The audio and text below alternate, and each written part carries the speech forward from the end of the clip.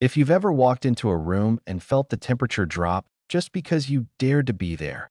Yeah, that's exactly how this started. Imagine this. I'm in this killer red dress, hair just right, a reservation in my hand, heart thumping with that nervous, hopeful energy you only get right before a first date. The place? Lumiere, one of those LA hotspots that looks like it's never seen a bad hair day, where the chandeliers are worth more than some people's cars, and every table feels like it's hosting the next big deal. You know what I mean? And yet, the moment I step inside, the air goes stiff, like even the walls are whispering, "Are you sure you belong?" I walk up to the hostess, Rachel, all polished and perfect, blonde bun so tight it looks painful, and she gives me this once-over, lingering a little too long on my skin, my dress, like she's adding up what I'm wearing and finding it all wrong. I say, "Reservation for Zara Langley, 7 p.m., show her my phone." But she just taps on her tablet without looking and tells me, "Are you sure you're at the right place?" Not even subtle, like she's expecting me to apologize for showing up. Meanwhile, some couple nearby clinks their glasses and sneaks a glance, like they're watching a reality show. And just like that, my excitement sours into that old, familiar ache. I know this tune, the one where you work twice as hard for half the respect that I hold my ground, keep my voice even. I booked it 2 days ago, see? And I show her the confirmation again.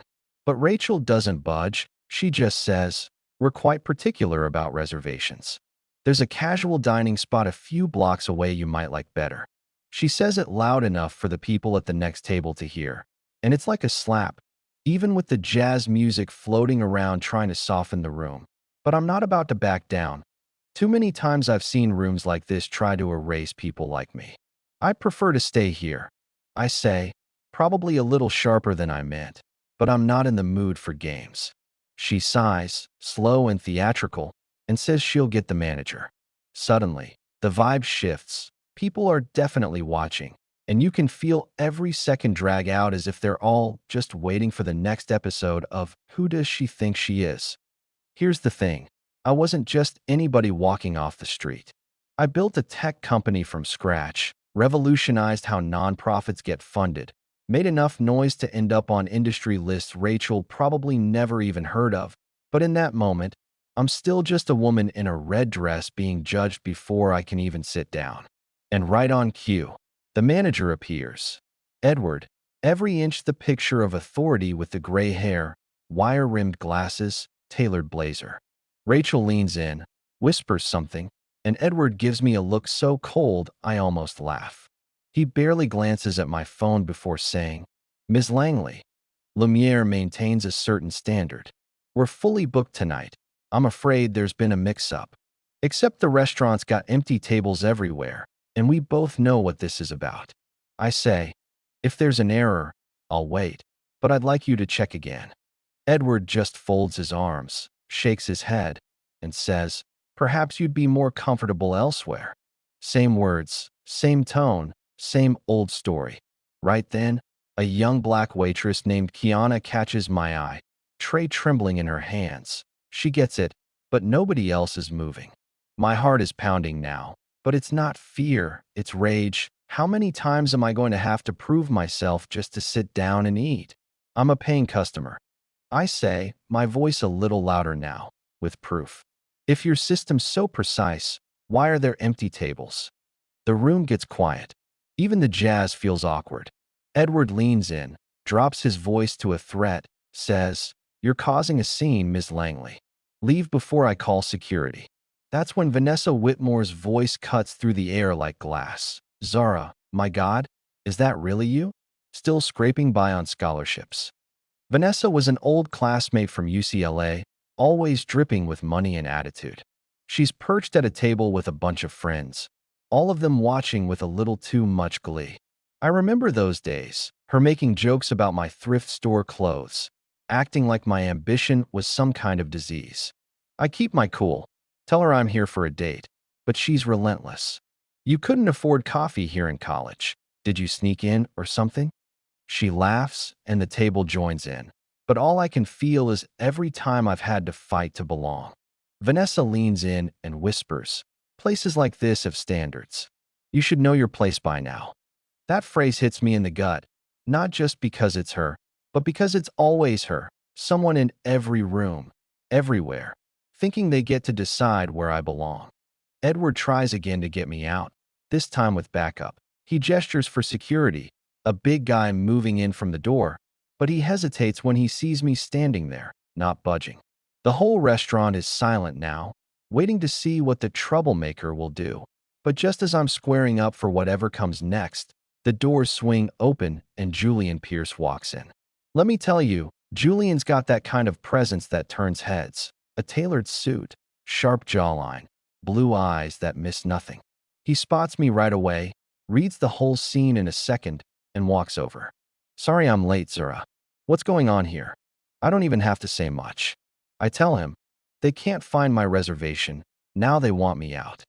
He turns to Edward, all calm power, and says, Is that so? I'm Julian Pierce. I know your parent company's bored. Why is my date being threatened with security? Edward's face goes pale. He recognizes the name, knows exactly who he's dealing with. There's been a misunderstanding, he stammers. Julian's not having it. Didn't realize what? That Zara Langley, founder of a multi-million-dollar startup, belongs here just like anyone else? Or that your standards change depending on skin color? Vanessa tries to butt in, desperate to regain control, but Julian shuts her down with a line about reading Zara's Fast Company feature. Her friends shrink in their seats. Suddenly, the laughter stops and the room feels different. More people are paying attention, and I realize, maybe for the first time, the power isn't all on their side that I speak up, louder, clearer than before. If Lumiere's standards mean turning away paying customers based on prejudice, that's a problem you need to fix. You could feel the shift. Some diners nod, others start to look uneasy. A couple even get up to leave, saying they're done with the place. Kiana steps forward and says, I've seen this before. People turned away just for how they look. It's wrong. Her words land hard, and suddenly, it's not just my fight anymore. Julian puts his hand on my arm. Quiet, steady, like a promise. Edward mumbles something about looking into it. But Julian's already promising the board will hear about this, and it feels like Lumiere's golden glow just flickered out for good. We leave. Me in my red dress, head high, hair catching the city lights, Julian at my side, and Kiana's quiet courage lighting something inside me that wasn't there before. We head to a diner down the block, neon lights buzzing, and for the first time all night, I feel like I can breathe. Inside, the staff is laughing, customers of every background packed into red vinyl booths, and the air smells like coffee and hope. Julian tells me what I did back there was brave, but I tell him, someone had to. I'm done letting places like Lumiere define my worth.